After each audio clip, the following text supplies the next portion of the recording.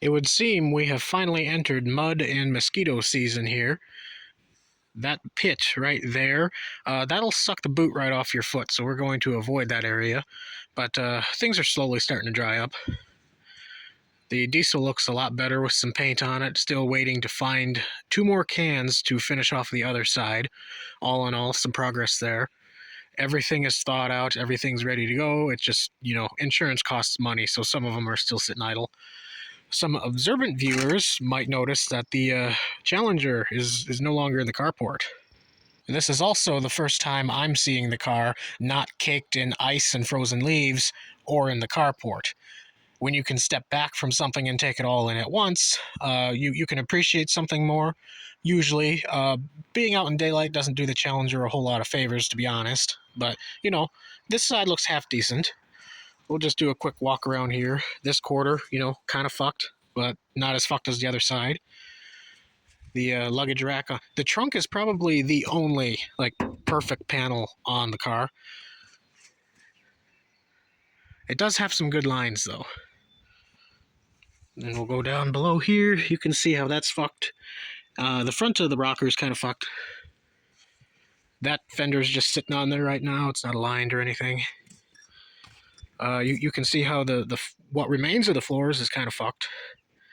I have everything piled in the car right now to move everything out of the carport at once, but that crate, I will be surprised if that doesn't fall through the floor here at some point. Just a little bit of rot in the roof here.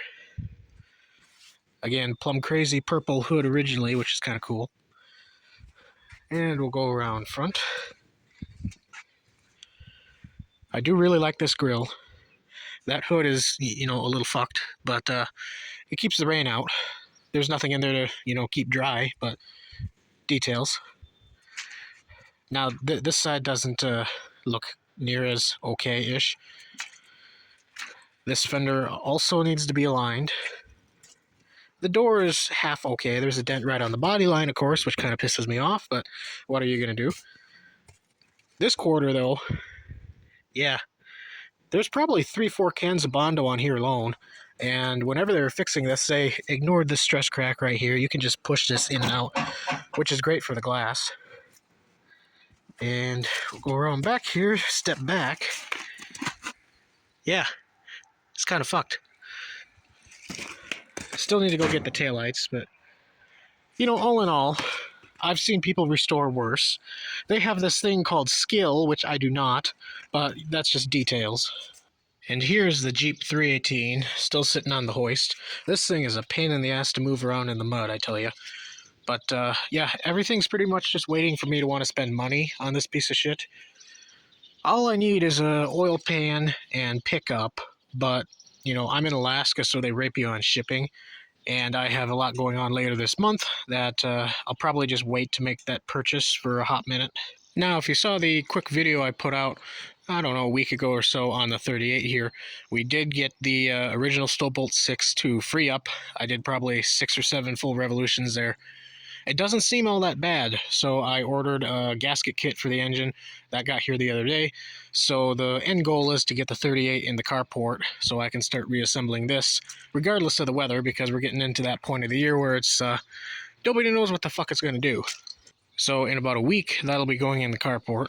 Right now, though, we're going to use it to store the Torino. So this is the first car I decided to get out this spring, and it reminded me how much I actually like the car and how decent the car actually is. So I'm going to put a little bit more time in it than I normally would, just to clean it up, spruce it up a little bit. I really do appreciate the body lines of these cars. This aggressive rear quarter arch, just perfect. What I've spent the last few days on is detailing the interior here. I've gotten the driver's side, the passenger side done. That stain, sadly, is not coming out. I've tried about everything. All in all, it's in really, really good shape. It has 87,000 original miles, and you can tell. Door jambs and everything. So tomorrow I'm going to do the driver's side. I'm not going to show you that whole process because it's not that dirty to begin with.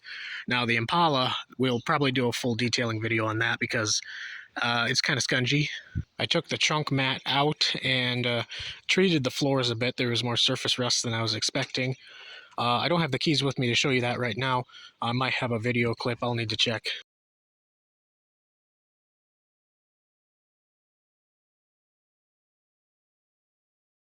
I really want to fix this door here. This was ripped just from years of overextension. You can see the little stop right there is actually broken off. So yeah, it doesn't do the stop anymore. I just had a vacuum cap blow off earlier today when I was moving the car around to get the Challenger out of the carport.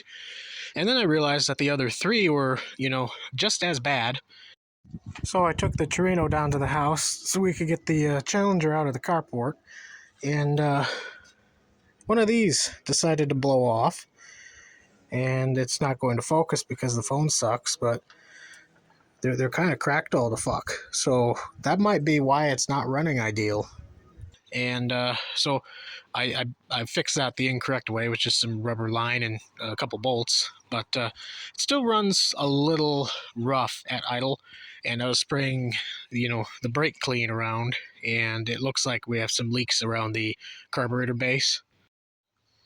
Either that, or this also has one of those stupid EGR plate deals, and you can tell that they never liked to seal in the past because along with both gaskets, there's also some sort of silicone stuff in there too. So not a can of worms I really wanted to open. And here we have the carport, empty for the first time since last fall. And, with our winters, that seems like a lifetime ago. I just swept up most of the floor pan of the Challenger that was just laying on the ground here because I'm going to be pulling in the Torino, and I would rather not puncture a tire. But as you can see, I have a few lights set up here, a couple Halloween lights, and this is the head off the 38. I should probably soak that in some diesel just to free it up a little bit more, but all of the valves are loose. Some of them are still sticky. And then over here, 69 Dodge Charger door. Prized possession right there. Just take a gander at how nice this car is. It's almost too nice. I got it wanting to do a Starsky and Hutch replica, but they're only original once, and this was so complete and original that I couldn't bring myself to do that. So now I'm stuck with kind of just a grandma-looking car. I think if I threw other wheels and tires on it, it would look a little bit more aggressive. I used to have the turbines from the Charger on there, and it looked okay, but I think this really needs slotted mags. And here we have a nice little stack of dump tires.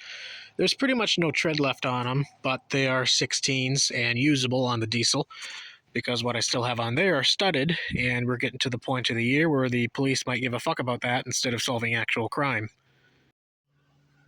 Well, would you look at that? The 383s are starting to sprout. It really is spring. So personally, I think the E-body and Duster and Dart A bodies are some of the best proportioned muscle cars that Mopar put out. The third gen Chargers, they're good, and I appreciate it, but there's a few things cosmetically and wiring and everything that just give me some pause. So for instance, here's something you can still see on this car. The wheel wells, they're angled forward, which makes the car look more aggressive. It emphasizes action, and it gives you more space between the wheel and the door up there on the front fender. The third gen Chargers, you can see they're pretty much just upright and circular, and there's very little space between the wheel well and the door, but then a stupid amount of bodywork in front of the wheel. That has always just seemed disproportionate to me. Now, from particular angles, that looks like a really fucking cool car. They all do. The problem is if you get it at the wrong angle, it looks kind of cartoony in a way. Like they were really going for that whole Coke bottle theme with these. I'm currently unsure if we'll get either of these out on the road yet this summer. International's pretty much ready to go. Impala needs brakes. Problem is, there's a lot on the plate right now, trying to get the 38 running, trying to put the Challenger together, going and picking up another car at the end of the month, and there's not time, not to mention money, but there's just not fucking time here. You only have like 3.5 months without mud, without snow, and half that time it's usually raining. Would a shop fix all of that? Yeah, it would. I kind of like my kidneys though, so that's probably not in the plans for the next few years at least. Oh, and another thing I need to get done is swap this cab onto the diesel because that one is rotting off of the cab mounts. Here in the next day or two, I'll probably take a battery and go around and just do a rapid fire cold start of everything here in the yard, since that whole row hasn't moved since there's snow on the ground. Other than that, you can expect more 38 stuff here in the very near future, hopefully. And I got to get the diesel ready to go on a trip to get that car at the end of the month, and you'll probably see some of that trip. And last but not least, hopefully in a few weeks, Challenger. Come to think of it, you'll probably actually see this at Cruising with Santa, the car show we're going to take it to, and a quick walk around of the show to show you kind of what comes out to an event up here in Alaska. This one will be specifically in North Pole, which is just outside of Fairbanks. Well, anyway, that's been enough rambling. So I'm going to get to tarping off the Challenger here because, it's a piece of shit and doesn't have glass.